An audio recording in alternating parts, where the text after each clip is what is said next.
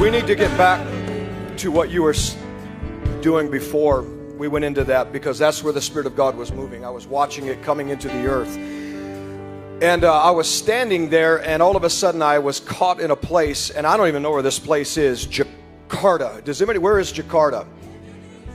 Man, there is something we need to pray. I saw Jakarta. I don't know. I just saw the wind of God coming, and I saw like shaking, violent shaking, and I don't understand. But Father, we stood in the place of Jakarta right now. And there is a wind that is blowing in the earth. It's the sound of your Spirit, the wind of God. And I saw this violent shaking happening around Jakarta. And I pray, God, let your kingdom come. Let your will be done. Stand upon the place of Indonesia. And I pray, Lord God of hosts, that you would hold back the forces of darkness, that you would hold back the plans that the enemy would seek to bring to innocent people. And I pray, Lord God, let a wind of the Spirit of God blow upon the place of Jakarta, upon the place of Indonesia. Lord God of hosts, I'm asking, I feel to call upon your mercy. I feel to call upon your goodness. I feel to ask you, God, to watch over that nation now, I ask. And I pray for a great move of your Spirit and your anointing. And may Indonesia arise, may Jakarta be awakened, and may your people find mercy. May their coasts and the waters be held back and the soil be still, as you awaken them unto righteousness, unto truth, and unto the ways of the Lord.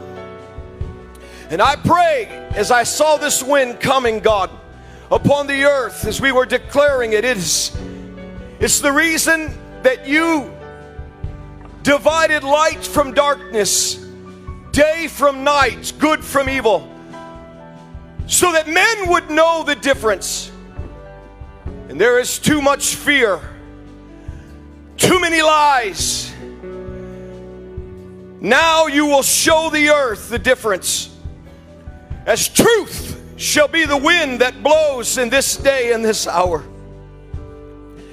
As mercy triumphs over judgment,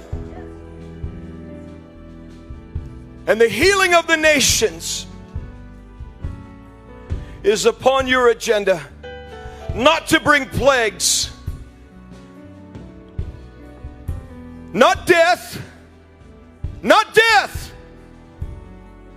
Spirit of God, you say life, healing to all flesh, that men may see the mercy of God at this time, the goodness of God that would lead them to repentance.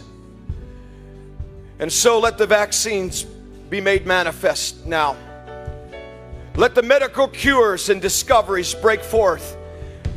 And this that we're seeing in this month of March, it's not the fear that we are to look at. Look at the fledgling thing that is trying to emerge in the month of March.